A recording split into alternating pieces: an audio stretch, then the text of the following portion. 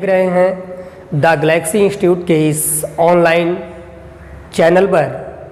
और एक बार पुनः हमारी तरफ से और हमारी पूरी टीम की तरफ से आपको धन्यवाद, आपका शुक्रिया। आप लोगों के द्वारा हमारे इस चैनल पर बेइंतहा सपोर्ट मिल रहा है, सहयोग मिल रहा है। इसके लिए हम और हमारी पूरी गैलेक्सी टीम आप सभी लोगों का दिल से इस्तकबाल करते हैं। और हमारे कुछ साथी ने कमेंट करके हमको बताया कि सर सुपर टेट के बारे में भी कुछ महत्वपूर्ण क्लास पर आप एक वीडियो बनाइए। तो आप सभी की ही रिक्वेस्ट पर आज हम सुपर टेट का एक बहुमूल्य टॉपिक है, बहुमूल्य आपकी परीक्षाओं के लिए महत्वपूर्ण है। तो आप उस टॉपिक को अपने घर पर रहकर, अपने परिवार के साथ रहकर एंजॉय करते हुए क्लास का आनंद लें, क्योंकि इस पूरे वैश्विक महामारी में एकमात्र सहारा पढ़ाई को निरंतर जारी रखने का एकमात्र तरीका है ऑनलाइन। और उस प्लेटफॉर्म का नाम है द गैलेक्सी इंस्टीट्यूट, क्योंकि गैलेक्सी इंस्टीट्यूट ही आपके सपनों का साकार करता रहा है और आगे भी करता रहेगा। तो इसी उम्मीद के साथ हम सब पुनः अपने इस मंच पर एक बार पुनः आपका स्वागत करते हैं और आज की क्लास को प्रारंभ करते हैं। तो दोस्तों, सुपर टेट आज की जो हमारी क्लास होगी वो सुपर टेट है, क्योंकि बीएड के अभ्यर्थी रहे हों या बीटीसी के, इन दोनों कैटेगरीज के जो छात्र हैं इनको टेट के बाद एक और परीक्षाओं के दौर से गुजरना होता है, जिसको हम लोगों ने नाम दिया है, या आपकी प्रदेश सरकार के द्वारा एक परीक्षाओं का पूर्व में आयोजन कराया गया जिसको कहा गया सुपर टेट। और इसे हम लोग शॉर्ट फॉर्म में क्या कहते हैं, एस्टेट, सुपर टेट। और आपको पता है कि सुपर टेट में 14 विषय हैं। कितने विषय हैं? 14 विषयों का आपको अध्ययन करना होगा। इन्हीं 14 विषयों में से एक जो विषय कहा जाए, मनोविज्ञान की 3 शाखाओं का प्रादुर्भाव हुआ है। मनोविज्ञान की 3 शाखाओं का प्रादुर्भाव हुआ है, और उन 3 शाखाओं में जो प्रमुख हैं उसमें बाल विकास है। क्या है? बाल विकास।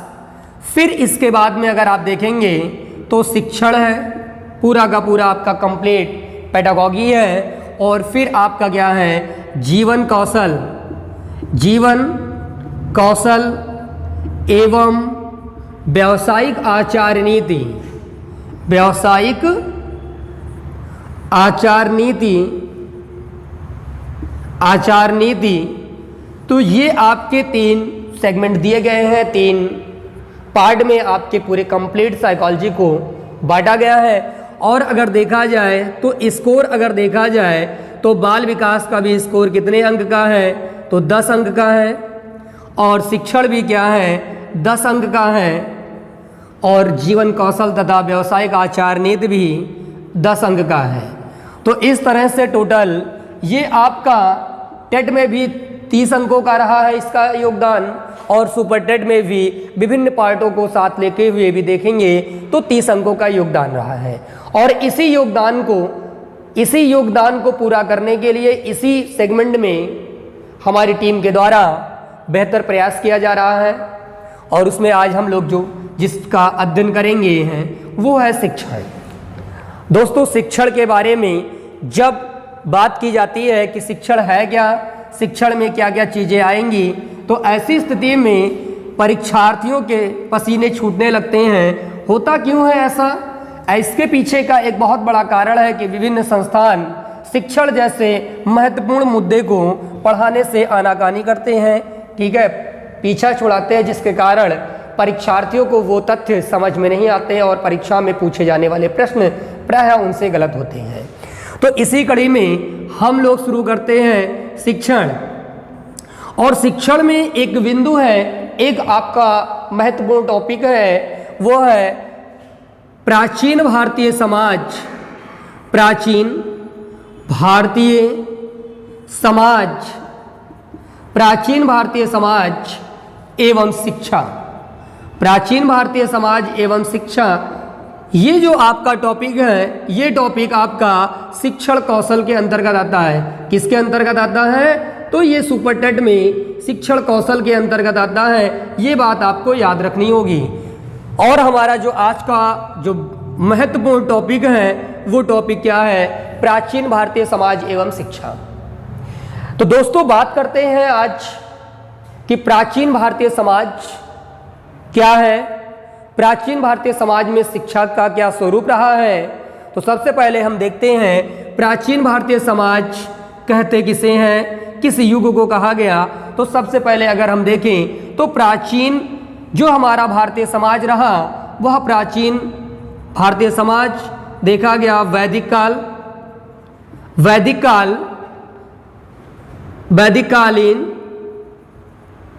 वैदिककालीन भारतीय समाज,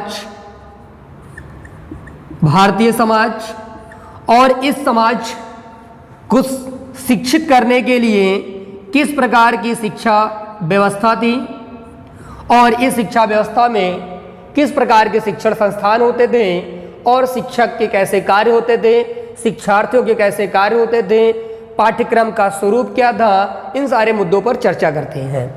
इसके बाद प्राचीन भारतीय समाज में वैदिक काल के बाद या वैदिककालीन समाज के पतन के बाद एक नए समाज का उद्भव होता है। उस समाज का नाम था बौद्धकालीन।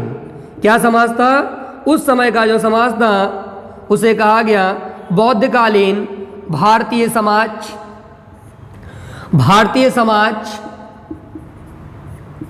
एवं शिक्षा। बौद्ध काल के पश्चात हमारे समाज पर इस्लामिक परंपरा का प्रभाव पड़ा और इस इस्लामिक परंपरा के नाते इसे कहा गया इस्लामिक, या इसी को कहा जाता है मुस्लिम कालीन भारतीय समाज, मुस्लिम कालीन भारतीय समाज एवं शिक्षा। इस्लामिक या मुस्लिम कालीन भारतीय समाज एवं शिक्षा, तो ये तीन प्रमुख हमारे प्राचीन भारतीय समाज रहे और उनमें शिक्षा का स्वरूप अलग था। इसके बाद यदि हम देखें तो प्रारंभ होता है ब्रिटिश कालीन, जिसमें हम लोग सबसे पहले प्रारंभिक अंग्रेजी शिक्षा की बात करते हैं। किस शिक्षा की बात करते हैं? प्रारंभिक अंग्रेजी शिक्षा की बात करते हैं और इसके पश्चात फिर अंग्रेजी शिक्षा की बात करते हैं, अंग्रेजी शिक्षा की बात करते हैं और सबसे अंत में अगर देखा जाए, सबसे अंत में देखा जाए तो बात आती है यहाँ पर आधुनिक शिक्षा की, आधुनिक शिक्षा की। और ये पूरा का पूरा जो आप देख रहे हैं हमारे सिलेबस का जो स्ट्रक्चर है, ये आपकी परीक्षाओं में बार बार क्वेश्चन पूछे गए हैं, क्योंकि सुपर टेट विगत 2 वर्षों में 2 बड़ी परीक्षाओं के आयोजन में इसका स्वरूप निर्धारित किया गया। 68,500 शिक्षक भर्ती परीक्षा और 69,000 शिक्षक भर्ती परीक्षा। हाल ही में एक नोटिफिकेशन जारी करने की बात हुई उत्तर प्रदेश में शिक्षकों की भर्ती को लेकर 51,112 पद। तो जो 51,112 पदों पर प्राथमिक शिक्षकों की नियुक्ति होगी, उस नियुक्ति में इसका कितना रोल है? 10 मार्क्स का, अर्थात 10 अंकों का रोल है। और उसमें सबसे महत्वपूर्ण जो टॉपिक है वो है प्राचीन भारतीय समाज एवं शिक्षा, जिसमें सबसे पहले हम बात करते हैं आज वैदिक कालीन भारतीय समाज एवं शिक्षा की। ठीक है दोस्तों, तो इस पूरे सेगमेंट को आप नोट कर लीजिएगा और हेडिंग डालिएगा आप लोग वैदिक कालीन समाज। जो उस समय का वैदिक कालीन भारतीय समाज रहा, तो उस समाज में शिक्षा दीक्षा की क्या व्यवस्थाएं रही हैं, इसके बारे में आज हम लोग कंप्लीट अध्ययन करते हैं।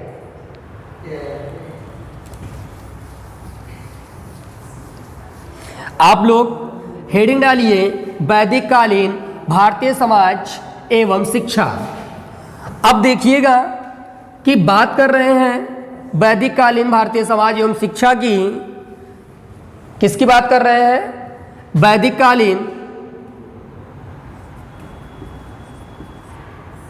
कालीन भारतीय समाज एवं शिक्षा। तो सबसे महत्वपूर्ण बातें क्या आती हैं कि जो वैदिक कालीन हमारा भारतीय समाज है, इस समाज में जो ये समाज है, इस समाज में शिक्षा का उद्देश्य क्या था? शिक्षा का उद्देश्य क्या था? क्वेश्चन बार बार पूछा जाता है, वैदिक कालीन शिक्षा का प्रमुख उद्देश्य क्या रहा? दूसरा, वैदिक काल में शिक्षा के केंद्र की कौन कौन थे? वैदिक कालीन शिक्षा के केंद्र कौन थे? वैदिक कालीन शिक्षा के प्रमुख पाठ्यक्रम क्या रहे? पाठ्यक्रम क्या रहे? अर्थात वैदिक काल में प्रमुख पाठ्यक्रमों की अगर बात की जाए तो पाठ्यक्रम कौन कौन थे, इसके बारे में। तत्पश्चात एक और महत्वपूर्ण मुद्दा आता है, महत्वपूर्ण बिंदु है आपकी परीक्षाओं के लिए, संस्कार। पूछा जाता है एक प्रश्न कि भारतीय समाज में संस्कारों की संख्या कितनी है? तो भारतीय समाज में संस्कारों की संख्या कितनी है? तो है 16 संस्कार। कितने संस्कार है? तो आपको याद रखना होगा कि संस्कार कितने हैं, तो 16 संस्कार हैं। और इन्हीं 16 संस्कारों में से आपकी वैदिक कालीन शिक्षा व्यवस्थाओं में भी एक संस्कार के बारे में पूछा जाता है। उस संस्कार का क्या नाम है? उपनयन संस्कार। तो यहाँ हम बात करते हैं कि संस्कार क्या होते हैं, संस्कार का संचालन कौन करता है, संस्कार किस ऋतु में कौन से वर्ण के लिए किया जाएगा, किस वर्ण के लिए नहीं किया जाएगा। ठीक है, तो ये प्रमुख हमारे प्रमुख बिंदु है और इन बिंदुओं पर हमें ध्यान देने की अत्यंत आवश्यकता होगी, क्योंकि बिना इन बिंदुओं के हम वैदिक कालीन भारतीय समाज एवं शिक्षा को समझ नहीं पाएंगे। तो आज शुरू करते हैं हम लोग वैदिक कालीन शिक्षा व्यवस्था के बारे में। और इसमें सबसे पहले हम बात करते हैं वेद की उत्पत्ति से, क्योंकि किसी भी विषय को समझने के लिए उसके हम जो उसका उद्भव का जो पॉइंट रहा है, यदि वहाँ से समझते हैं तो उम्मीद है कि आपको बहुत अच्छे तरीके से समझ में आएगा। और आप एक बार इस वीडियो को देखने के बाद में, इस लेक्चर को देखने के बाद में आपको दोबारा वैदिक कालीन समाज एवं शिक्षा को किसी पुस्तक में पढ़ने की आवश्यकता नहीं है। इस बात की पूरी गारंटी है, इस बात की पूरी गारंटी है। तो आइए देखते हैं वेद। देखिए, सबसे पहले अगर बात करें हम वैदिक काल में, तो वैदिक काल, जब वैदिक काल का प्रारंभ हुआ तो यहाँ कहा गया कि वैदिक काल में किसका अध्ययन किया जाता था? तो वैदिक काल में वेदों का अध्ययन किया जाता था। किसका अध्ययन किया जाता था? वेदों का अध्ययन किया जाता था। और वेद के बारे में कहा गया कि वेद बना है किस धातु से? प्रश्न पूछा जाता है, वेद बना है विद धातु से। वेद किस शब्द से बना हुआ है? तो वेद विद धातु से बना हुआ है। और अगर इसका शाब्दिक अर्थ पूछा जाए, क्या पूछा जाए? शाब्दिक अर्थ पूछा जाए तो ज्ञान की प्राप्ति या ज्ञान प्राप्त करना, ज्ञान प्राप्त करना। अब यदि आपसे प्रश्न पूछा जाए, यदि आपसे प्रश्न पूछा जाए, क्या प्रश्न पूछा जाए? वेद की उत्पत्ति किस धातु से मानी गई है? तो वेद की उत्पत्ति विद धातु से मानी गई है। और इसका शाब्दिक अर्थ क्या है? ज्ञान की प्राप्ति या ज्ञान प्राप्त करना ही वेद कहलाता है। देखिए, प्रारंभ में वेद के प्रकार, जैसे वर्तमान में आपसे प्रश्न पूछा जाता है कि वेद के कितने प्रकार हैं, तो वेद के मुख्यतः हम बताते हैं कि 4 प्रकार हैं। और आपका उत्तर भी होता है कि सर वेद के 4 प्रकार हैं, ऋग्वेद, सामवेद, यजुर्वेद और अथर्ववेद। ऐसी स्थिति में ये वर्तमान परिप्रेक्ष्य रहा है, लेकिन अगर हम इसके उद्भव के संदर्भ में देखें तो प्रारंभ में वेद क्या थे? प्रारंभ में वेद 2 थे। एक क्या था हमारा? यज्ञ वेद। एक हमारा क्या था? यज्ञ वेद। और दूसरा हमारा क्या था, पुराण वेद। बात ध्यान से समझिएगा कि प्रारंभ में वेद कितने प्रकार के थे, तो प्रारंभ में वेद 2 प्रकार के थे। एक वेद हमारा था यज्ञ वेद और दूसरा वेद क्या था, पुराण वेद। तो यज्ञ वेद या पुराण वेद के बारे में कहा गया कि पुराण में जो संसार के बारे में जो गुण रहस्य थे उनके बारे में अध्ययन किया जाता था। जैसे कहा जाए कि सृष्टि क्या है, सृष्टि क्या है, प्रकृति क्या है, प्रकृति क्या है, परमात्मा क्या है,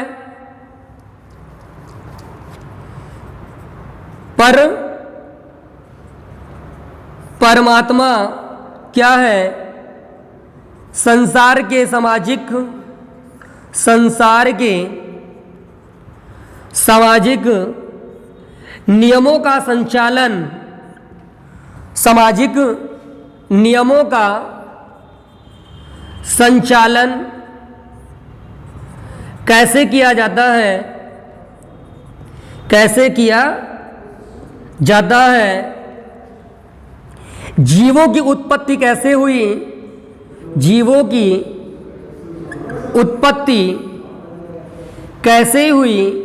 जो ये आप देख रहे हैं बिंदु, इन बिंदुओं के बारे में कहा गया कि ये क्या थे, उस समय के गूढ़ रहस्य वाले विषय थे, गूढ़ रहस्य वाले तथ्य थे। इन तथ्यों के बारे में यदि किसी को जानकारी प्राप्त करनी होती थी तो प्रारंभ में जिस वेद का अध्ययन किया जाता था उस वेद का नाम था पुराण वेद। यदि आपसे पूछा जाए कि वेदों की उत्पत्ति के समय, वेदों की उत्पत्ति के समय प्रकृति क्या है इसका अध्ययन किया जाता था, तो आपका उत्तर क्या होगा, पुराण वेद में इसका अध्ययन किया जाता था। दूसरी बात अगर हम करें किस वेद के बारे में, तो यज्ञ वेद के बारे में।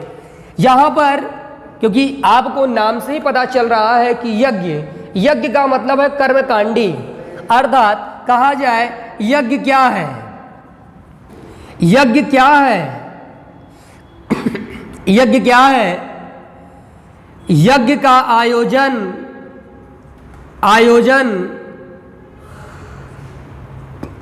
यज्ञ का आयोजन क्यों किया जाता है, क्यों किया जाता है, यज्ञ का आयोजन क्यों किया जाता है, यज्ञ का आयोजन किसके द्वारा किया जाएगा, किसके द्वारा किया जाएगा। इन सब बातों का यदि आपको जानकारी प्राप्त करनी थी या जानकारी प्राप्त करनी होती थी उस समय के भारतीय समाज के व्यक्तियों को, तो वह जिस वेद का अध्ययन करता था उस वेद का नाम था यज्ञ वेद। उस वेद का क्या नाम था, यज्ञ वेद। और ऐसी स्थिति में एक और बात, जैसे हम लोग हैं विद्यार्थी, आप सब क्या है, एक विद्यार्थी। और अगर आप देखते हैं कि जब नवरात्र का महीना आता है, चाहे वो कार्तिक मास की नवरात्रि हो या चैत माह की नवरात्रि हो, तो नवरात्रि में हम लोग यज्ञ का आयोजन करते हैं, यज्ञ का आयोजन करते हैं। और वह आयोजन किसको ध्यान में रखकर किया जाता है, तो यज्ञ के बारे में कहा गया कि यज्ञ का जो आयोजन किया जाता था 2 उद्देश्यों से किया जाता था। यज्ञ का जो आयोजन किया जाता था वह 2 उद्देश्यों को ध्यान में रखकर किया जाता था। पहला क्या था, ईश्वर की स्तुति करना। ईश्वर की स्तुति से क्या अभिप्राय रहा, ईश्वर को प्रसन्न करना, ईश्वर को प्रसन्न करना। दूसरा, ईश्वर से कुछ प्राप्त करना। क्या कहा जाए, अगर जो हमारा ये यज्ञ वेद था, जो हमारा ये यज्ञ वेद था, यह यज्ञ वेद में 2 उद्देश्यों को ध्यान में रखकर की जाती थी। एक क्या था, ईश्वर की स्तुति, ईश्वर की स्तुति अर्थात ईश्वर का गुणगान किया जाता था। दूसरा क्या था, स्तुति का मतलब अगर कहा जाए साधारण शब्दों में, यदि इसे कहा जाए ईश्वर को प्रसन्न करने के लिए, ईश्वर को प्रसन्न करने के लिए, जैसे आप लोग देखते हैं जितने भी धार्मिक चैनल आपके हैं, जैसे आप देखते हैं रामायण, तो रामायण में एक प्रसंग आपको याद दिलाते हैं, जब दशरथ नंदन श्री राम रामेश्वरम पुल पर, जो हमारा रामेश्वरम श्रीलंका में है, जब लंका पर जाने के लिए रामेश्वरम पुल का निर्माण किया जा रहा था, तो लंका पर विजय प्राप्त करने के लिए उन्हें भगवान शिव की स्तुति की, वंदना की, उनको यज्ञ आहुति देकर। कारण क्या था कि ईश्वर प्रसन्न होगा, ईश्वर प्रसन्न होगा तो आपको बदले में कुछ ना कुछ दिव्य शक्तियां देंगी, आपके जितने भी अनिष्टकारी कार्य हैं उनका शमन होगा और इष्टकारी कार्य संपन्न होंगे।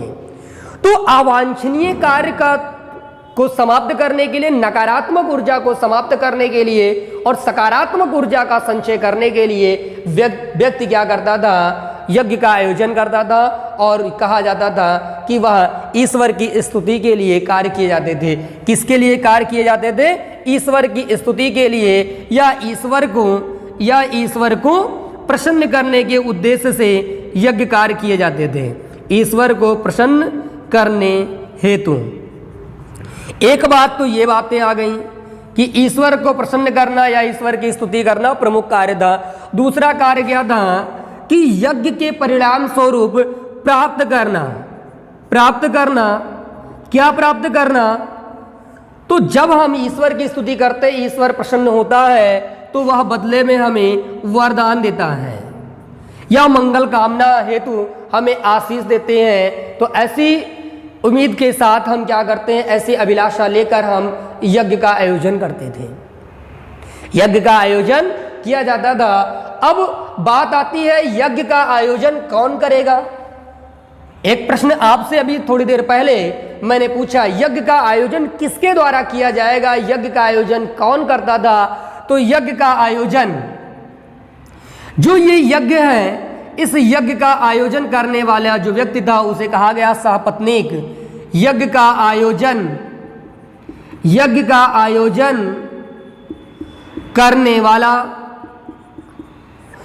करने वाला व्यक्ति को क्या कहा जाएगा?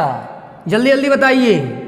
यज्ञ का आयोजन करने वाला जो व्यक्ति होगा उसके लिए एक शब्द है यजमान। क्या शब्द है? यजमान। यज्ञ को करवाने वाले व्यक्ति को कहा गया यजमान। और यजमान कैसा होगा? यजमान कैसा होगा? तो यजमान को कहा गया सहपत्नीक होगा। सहपत्नीक का मतलब क्या है? क्योंकि यज्ञ के कई प्रकार हैं, यज्ञ के कई प्रकार हैं, और उन यज्ञों में से जो सबसे महत्वपूर्ण यज्ञ माना गया है, उस यज्ञ को कहा गया कि जब व्यक्ति यज्ञ करेगा तो यज्ञ करने के समय उसकी पत्नी का होना आवश्यक है। इसीलिए जितने भी आप देखते हैं भारतीय धर्म में या भारतीय सनातन धर्म में जितने भी प्रकार के आप कर्मकांड देखते हैं, सब कर्मकांड में पत्नी क्या होती है? पति के साथ उस यज्ञ, उस कर्मकांड में साथ देती हैं। और ऐसा ही एक प्रसंग आपको हम रामायण का सुनाते हैं। आपको पता होगा कि प्रभु श्री राम के द्वारा अयोध्या की पावन धरती पर अश्वमेध यज्ञ का आयोजन कराया गया, लेकिन अश्वमेध यज्ञ करवाया जाए इसके लिए एक विडंबना यह थी कि उस समय जननी माता सीता अज्ञातवास पे थी। किसी को नहीं पता था कि वह कहाँ है, किस अवस्था में जीवित है या मृत्यु है। ऐसी स्थिति में प्रभु श्री राम के लिए यज्ञ का आयोजन करवा पाना मुश्किल था, क्योंकि कहा गया कि यज्ञ वही करवा सकता है, यजमान वही यज्ञ करवा सकता है जो सहपत्नीक होगा। ऐसी स्थिति में प्रभु श्री राम के लिए, क्योंकि यहाँ पर प्रभु श्री राम तो थे लेकिन माता सीता नहीं थी, तब गुरु वशिष्ठ के द्वारा यह सुझाया गया, यदि किसी व्यक्ति की पत्नी जीवित ना हो, ऐसी स्थिति में उस पत्नी के प्रतिरूप को स्थापित कर हम यज्ञ का आयोजन करवा सकते हैं, और उसी के बाद में सोने की सीता का भी अनावरण होता है। तो यहाँ तक की कहानी आपको समझ में आई होगी। अब बात करते हैं कि सहपत्नीक के बारे में। आप जान चुके होंगे कि यज्ञ करवाने के लिए सहपत्नीक क्यों कहा गया, तो क्योंकि कहा जाता है कि जब पत्नी पति के साथ होती, क्योंकि उनको माना गया है क्या, अर्धांगिनी। जीवन के दो पहिए हैं, एक पहिया, अगर एक पहिया गाड़ी का अगर देखा जाए, एक पहिया पंचर हो जाए तो क्या गाड़ी गतिमान होती है, उत्तर आता नहीं। उसी तरह से जीवन को गतिमान रखने के लिए, जीवन में प्रत्येक कार्य का संचालन करने के लिए पत्नी का होना आवश्यक माना गया है, और इसीलिए यज्ञ के आयोजन में भी पत्नी को सहभागी माना गया है। अब जो यज्ञ करवाया गया यजमान, तो यजमान कैसा होगा, सपत्नीक। और ऐसी स्थिति में जो यज्ञ का आयोजन करने वाला जो ब्राह्मण होते थे, वह ब्राह्मण कितने होते थे। जिस प्रकार यज्ञ का आयोजन कराया जाता था, जैसे आज आप लोग यज्ञ का आयोजन कराते तो एक पंडित जी आते हैं, एक ही पंडित जी आते हैं ना। उस समय की स्थिति कुछ और थी। उस समय की स्थिति क्या थी कि यज्ञ करवाने हेतु 4 ब्राह्मण होते थे। कितने ब्राह्मण होते थे, तो 4 ब्राह्मण होते थे, और चारों ब्राह्मण के कर्तव्य क्या थे, अलग अलग थे। जो 4 ब्राह्मण थे यज्ञ करवाने के लिए, अगर देखा जाए तो ये हमारा क्या है, एक क्षेत्र मान लेते हैं। क्या है, एक हमारा क्षेत्र है। तो एक कॉर्नर, 2, 3, 4 कॉर्नर होते हैं, और बीच में क्या होता है हमारा, ये का पूरा क्या होता है, एक यज्ञ कुंड बनाया जाता है। एक यज्ञ कुंड बनाया जाता है, और इस यज्ञ कुंड में, जो ये यज्ञ कुंड है, इस यज्ञ कुंड के 4 कोने पर 4 ब्राह्मण होते हैं। कितने होते हैं, 4 ब्राह्मण होते हैं, और चारों ब्राह्मणों का अपना अपना एक अलग अलग क्या होता है, उत्तरदायी होता है। तो बात करते हैं हम सबसे पहले जो पहला ब्राह्मण था। जो पहला ब्राह्मण था, उस ब्राह्मण का कार्य था ईश्वर की स्तुति करना। क्या कार्य था, ईश्वर की स्तुति करना। अब आपके दिमाग में आएगा कि ईश्वर की स्तुति का मतलब ईश्वर को प्रसन्न करना। ठीक, तो पहले ब्राह्मण का जो कार्य था वह ईश्वर की स्तुति करता था। किसमें करता था, तो आपको याद रखना होगा कि जो पूरा का पूरा वैदिक काल है, वैदिक कालीन जो साहित्य है, सभी साहित्य किस भाषा में लिखे गए हैं, तो सभी साहित्य आपके लिखे गए हैं संस्कृत भाषा में। किस भाषा में, संस्कृत भाषा में लिखे गए हैं। और इसीलिए ईश्वर की स्तुति जब भी की जाती है तो वो मंत्रों में की जाती है। किसमें की जाती है, मंत्रों में की जाती है। दूसरे ब्राह्मण का कार्य था ईश्वर की स्तुति का गायन। ईश्वर की स्तुति का गायन, अर्थात जो पहला ब्राह्मण ईश्वर की स्तुति करता था मंत्रों के माध्यम से, वही मंत्रों का दूसरा ब्राह्मण क्या करता था, गायन करता था। मतलब वो गा के एक सुर लय क्रमबद्ध ताल में क्या करता था, गाता था, जिसे कहा गया कि ईश्वर की स्तुति का गायन करने वाले ब्राह्मण को क्या कहा जाता है। तो अभी बात करते हैं क्या कहा जाता है। आगे देखते हैं तीसरा, ईश्वर की स्तुति के पश्चात, ईश्वर के का गायन करने के पश्चात एक क्या होता है, जो तीसरा ब्राह्मण क्या होता है, आहुति। आहुति का मतलब जैसे आप लोग देखते हैं ना, पंडित जी गायत्री मंत्र का उच्चारण जब करते हैं तो एक शब्द बोलते हैं स्वाहा। उसे कहा गया कि आहुति देना। उसे क्या कहा गया है, आहुति देना। ये 3 प्रमुख ब्राह्मणों के कर्तव्य क्या थे, निर्धारित किए गए। अब बात करते हैं चौथे और अंतिम ब्राह्मण, उसका क्या कार्य था।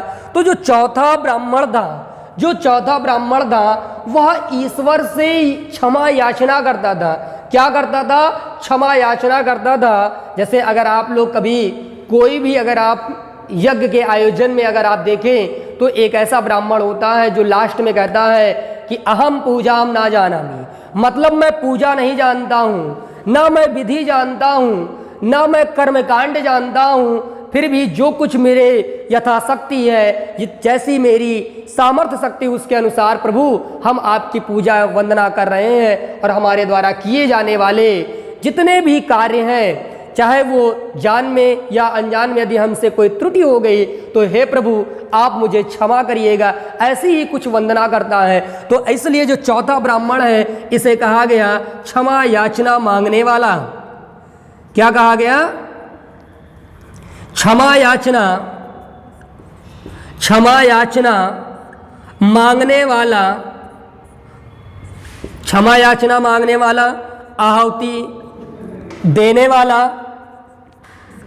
ये आप देखिएगा 4 ब्राह्मण थे और ये 4 ब्राह्मणों के अपने अपने कर्तव्य, अपने अपने कार्य निर्धारित किए गए थे। अब प्रश्न पूछा जाता है कि इन चारों ब्राह्मणों में से प्रमुख ब्राह्मण कौन था। यदि आपसे पूछ लिया जाए यज्ञ करवाने हेतु 4 ब्राह्मण होते थे, 4 ब्राह्मणों में से कौन सा ब्राह्मण प्रमुख था, तो ऐसी स्थिति में जो ब्राह्मण प्रमुख होगा उस ब्राह्मण को या प्रधान ब्राह्मण माना गया या प्रमुख जो ब्राह्मण माना गया वो आहुति देने वाले पुरोहित को माना गया। किसे माना गया? जो ब्राह्मण हमारा, या इसे हम एक और शब्द दे सकते हैं, पुरोहित। क्या नाम दे सकते हैं? पुरोहित। 4 ब्राह्मण या जो 4 पुरोहित होते थे उसमें जो प्रधान या जो प्रमुख होता था उसे माना गया क्या? प्रधान या प्रमुख पुरोहित। ठीक, तो ये आपका जो आहुति देने वाला जो ब्राह्मण था उसे प्रधान या प्रमुख पुरोहित माना गया। अब देखिए यहीं से शुरू होती है वास्तविक स्थिति। वैदिक काल में यहीं से शुरू होता है क्या? वास्तविक स्थिति, जिसे हम कहते हैं यहीं से यही 4 ब्राह्मण बाद में चल के 4 वेद के रूप में परिणित होते हैं। यही जो 4 पुरोहित थे ये आगे चलकर 4 प्रकार के वेदों की उत्पत्ति में सहायक माने गए हैं। जो ईश्वर की स्तुति करने वाला जो ब्राह्मण था उसे क्या नाम दिया गया? उसे नाम दिया गया होर्तु। क्या नाम दिया गया? होर्तु। अर्थात ईश्वर की स्तुति करने वाले पुरोहित या ब्राह्मण को क्या कहा जाता है? होर्तु कहा गया। ईश्वर की स्तुति का गायन करने वाले पुरोहित को कहा गया, क्या कहा गया? उद्गाता। क्या कहा गया? उद्गाता। आहुति देने वाले पुरोहित या ब्राह्मण को कहा गया अघर्यु। क्या कहा गया? अघर्यु कहा गया। तत्पश्चात क्षमा याचना करने वाला जो ब्राह्मण था या क्षमा याचना मांगने वाला जो पुरोहित था उसे क्या नाम दिया गया? उसे नाम दिया गया ब्रह्मा। क्या नाम दिया गया? ब्रह्मा नाम दिया गया। अब आप देखिएगा जो पुरोहित थे ईश्वर की स्तुति करने वाले, ईश्वर की स्तुति करने वाले पुरोहित को क्या कहा गया? होर्तु। ईश्वर की स्तुति का गायन करने वाले को कहा गया उद्गाता। आहुति देने वाले पुरोहित को कहा गया अघर्यु और क्षमा याचना मांगने वाले पुरोहित को कहा गया ब्रह्मा। तो यहाँ तक आप लोग नोट करिए। तत्पश्चात हम आगे लेकर चलते हैं, अपनी क्लास को आगे कंटिन्यू रखते हुए बात करते हैं कि होर्तु को, जो होर्तु है उसके वेद को क्या नाम दिया गया, उद्गाता के वेद का क्या नाम है, अघर्य के वेद का क्या नाम है, और क्षमा याचना मांगने वाले जो पुरोहित थे जिनको कहा गया ब्रह्मा, तो ब्रह्मा का कौन सा वेद रहा, इसके बारे में हम बात करते हैं। आप लोग फटाफट इसका स्क्रीनशॉट लीजिए और आप लोग इसे अपनी नोटबुक में नोट भी करते रहें, क्योंकि यह आपकी परीक्षा के लिए अत्यंत महत्वपूर्ण है, अत्यंत महत्वपूर्ण है। और यहाँ पर अगर कहा जाए तो प्रथम ब्राह्मण, द्वितीय ब्राह्मण, तृतीय ब्राह्मण, चतुर्थ ब्राह्मण, अर्थात ये पहला पुरोहित, द्वितीय पुरोहित, तृतीय पुरोहित और ये चतुर्थ पुरोहित, ये सब क्या थे? 4 कोने पर जो बैठते थे, चारों दिशाओं में जो बैठते थे, उसे कहा गया कि ये 4 पुरोहित थे जो आपके यज्ञ का सफल पूर्वक संचालन करके आपके द्वारा मांगे जाने वाले या आपके द्वारा जितने भी कर्म कांड किए जाते थे उन सब का क्या करते थे? ईश्वर से डायरेक्ट मिलान करवाने वाला जो ब्राह्मण होते थे वही बाद में चलकर वेदों के रूप में परिणित होते हैं।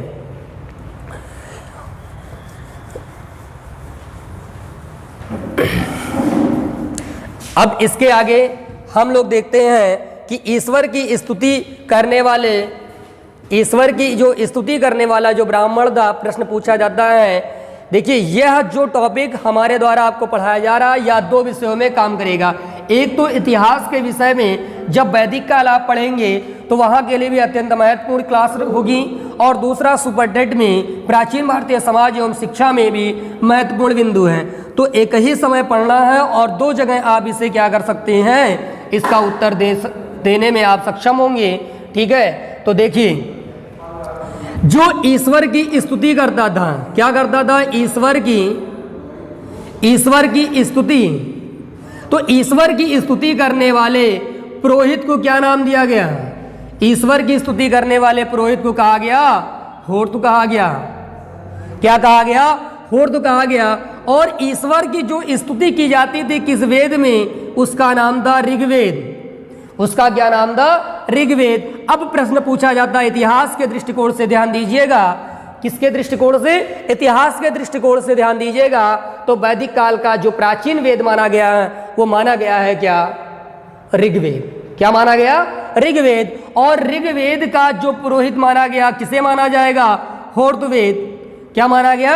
और इसीलिए होर्त के द्वारा ऋग्वेद का उच्चारण किया जाता था। होर्त के द्वारा क्या किया जाता था? ऋग्वेद का उच्चारण किया जाता था। ईश्वर की वंदना की जाती थी, ईश्वर की स्तुति की जाती थी, इसलिए इसका एक और नाम मिलता है होर्त वेद। क्या नाम मिलता है? होर्त वेद। सबसे प्राचीन वेद है, ठीक है। तो ऐसी स्थिति में ईश्वर की स्तुति के करने के बारे में जो पहला ब्राह्मण था, इसके बारे में आप महत्वपूर्ण बिंदु को देखें। तत्पश्चात जो दूसरा ब्राह्मण था जिसको कहा गया ईश्वर की स्तुति का गायन करना, ईश्वर की स्तुति का गायन, ईश्वर की स्तुति का गायन करने वाला जो पुरोहित था, जो पुरोहित था उसका क्या नाम था? तो उस पुरोहित का नाम था उद्गाता। क्या नाम था? उद्गाता। ऐसी स्थिति में ईश्वर की जो स्तुति का गायन करने वाला जो वेद था उस वेद का नाम था सामवेद। क्या नाम था? सामवेद। और यहाँ एक प्रश्न और पूछा जाता है कि सामवेद का पुरोहित किसे माना जाता है? तो सामवेद का जो पुरोहित माना जाता है वो उसे क्या माना जाता? उद्गाता को माना जाता है, क्योंकि गाया जा रहा है। एक ऐसे ब्राह्मण के द्वारा, एक ऐसे पुरोहित के द्वारा ईश्वर की स्तुति का गायन किया जाता है, इसलिए उसे क्या नाम दिया गया? उद्गाता नाम दिया गया। और इसीलिए जो तीसरा महत्वपूर्ण बिंदु बनता है, किसे जो उपनाम से जाना जाता है, इसे कहा गया उद्गात वेद। क्या कहा गया? उद्गात वेद। तो ये आपने देखा कि दो महत्वपूर्ण वेद के बारे में आपने देखा कि ईश्वर की स्तुति के बारे में होर्त वेद या ऋग्वेद, ईश्वर की स्तुति का गायन करने के लिए सामवेद या उद्गात वेद के रूप में भी जाना जाता है। अब तीसरे वेद के बारे में हम बात करते हैं। किस वेद के बारे में बात करते हैं? तीसरे वेद के बारे में, जिसको कहा गया आहुति देने वाला। आहुति देने वाला। अब देखिएगा कि आहुति देने वाले ब्राह्मण को क्या कहा गया या पुरोहित को क्या नाम दिया गया? जो पुरोहित था, क्या था? जो पुरोहित था, इस पुरोहित को कहा गया अघर्यु। क्या कहा गया? अघर्यु कहा गया। अब याद रखिएगा कि आहुति देने वाला जो वेद है या जिस वेद में आहुति के बारे में वर्णन मिलता है, उस वेद का क्या नाम था? उस वेद का नाम था यजुर्वेद। क्या नाम था? यजुर्वेद। और यजुर्वेद का जो पुरोहित माना गया उसे माना गया क्या? अघर्यु वेद। क्या माना गया? अघर्यु माना गया। और इसीलिए एक तीसरा नाम मिलता है इसका, दूसरा नाम मिलता है अघर्यु वेद। क्या नाम मिलता है इसका? उपनाम अघर्यु वेद नाम मिलता है। तो ये महत्वपूर्ण आपको ध्यान रखना होगा, प्रमुख। अब बात करते हैं सबसे अंतिम वेद के बारे में, जिसे कहा गया क्या? अथर्ववेद माना जाता है। अब देखिएगा जो चौथा ब्राह्मण था उसका क्या काम था? क्षमा याचना मांगना। किससे क्षमा याचना मांगेगा? क्षमा याचना मांगने वाला। तो जो क्षमा याचना मांगने वाला जो पुरोहित था उसे क्या नाम दिया गया? उसे नाम दिया गया ब्रह्मा। क्या नाम दिया गया? उसे नाम दिया गया ब्रह्मा। और ऐसी स्थिति में यहाँ पर एक और वेद का उद्भव होता है, उसका नाम था अथर्ववेद। क्या नाम था? उस वेद का नाम था अथर्ववेद। और अथर्ववेद के पुरोहित का क्या नाम था? तो याद रखिएगा ब्रह्मा। और ऐसी स्थिति में यहाँ पर ब्रह्मा का जो उपनाम मिलता है उसे कहा गया क्या? चतुर्वेदी। क्या नाम मिलता है? चतुर्वेदी। अब यदि आपसे पूछ लिया जाए, अब यदि आपसे एक प्रश्न पूछा जाए, किस वेद के पुरोहित को चतुर्वेदी कहा गया? प्रश्न थोड़ा सा घुमा के प्रश्न पूछा जाता है, ठीक है। तो ऐसी स्थिति में कि अथर्ववेद के पुरोहित को चतुर्वेदी कहा जाता है, क्योंकि अथर्ववेद के पास ऋग्वेद का ज्ञान, सामवेद का ज्ञान और यजुर्वेद, तीनों प्रकार जो पहले के जो 3 वेद थे उन तीनों वेदों का ज्ञान था, इसीलिए इसे चतुर्वेदी भी कहा जाता है। तो यहाँ तक आप लोगों को समझ में आया होगा और उम्मीद करते हैं कि यह आप आज की जो हमारी क्लास रही, यह क्लास आपको महत्वपूर्ण होगी, आपके लिए, आपकी परीक्षाओं के लिए, आपके अपने दोस्तों के लिए। और इसी के साथ आज की क्लास को हम समाप्त करते हैं। पुनः इसके आगे की क्लास को हम कंटिन्यू रखते हुए अपनी बात को आगे बढ़ाते हैं। तब तक के लिए जय हिंद, जय भारत।